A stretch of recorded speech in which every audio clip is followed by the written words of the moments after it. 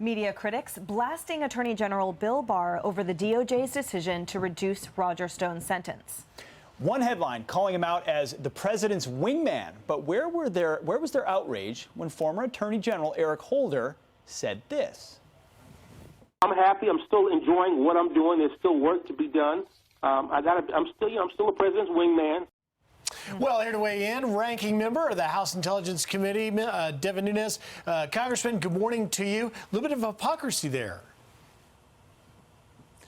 Yeah, it's not to be surprised. I mean, remember, Attorney General Holder was the one who was in charge of Fast and Furious, the gun running that happened over the Mexican border that we tried to get to the bottom of, that we were never able to get to the bottom of.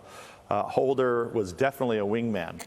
What's happening here with Barr, I think people need to understand that he's cleaning up the mess from not only the Obama administration, but also the mess that was left with the whole Russiagate fiasco with nearly $40 million spent on the Mueller team that went chasing and trying to put us into a status of a permanent coup against the President of the United States.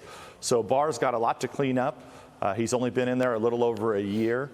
I think people need to understand that problem, though, that he's dealing with. Congressman, the left is working, and their enablers in the media are working overdrive to try to drive a wedge between the president and the attorney general. Speak to how to navigate this going forward, considering the fact that Bill Barr's got his job to do and the president's doing his. Yeah, I mean, look, I think what the attorney general said was very clear, that the president should be careful making comments about criminal investigations. One should not see that as anything other than but what it is, exactly what the Attorney General said. The Attorney General didn't say to stop tweeting, because the fact of the matter is this: with 90% of the media being hard left and really just working for the Democratic Party, the president has to be able to tweet.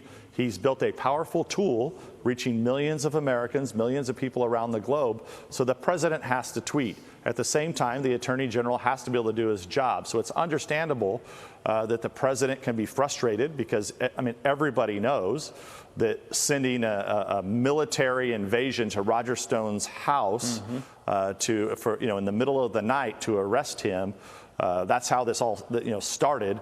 And finishing with the 7 to 9 year sentence, the whole thing is ridiculous. All for what? For lying to Congress, which is something that many others didn't get busted for just recently. Mr. McCabe. Right. Congressman, not lying to Congress, but lying to the FBI, well, I should say. Could get lying in Congress, but that's a whole other thing. Yeah. Yeah, that's a whole other issue, right? Right. Yeah. And what are your thoughts? What would you say, or what are the biggest challenges that you see facing AG Barr ahead in terms of restoring the public's faith into these institutions that, as we've seen, kind of unraveling before our eyes in the past few years? Yeah, it's a very good question. So what the American people have to understand is that this is not going to be cleaned up overnight. There's a lot of damage that has been done, and the left is very good at seeding people in.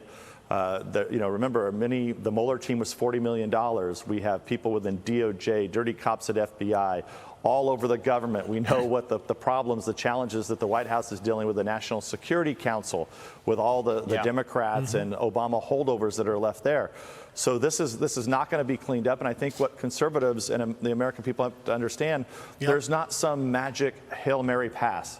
It's really about being in the trenches, 1 yard in a cloud of dust every single day to try to root these people out of government. And and Attorney General Barr and us in Congress have a difficult job ahead of us. Congressman Devin Nunes, thank you for taking time and joining us. Appreciate it. Appreciate it.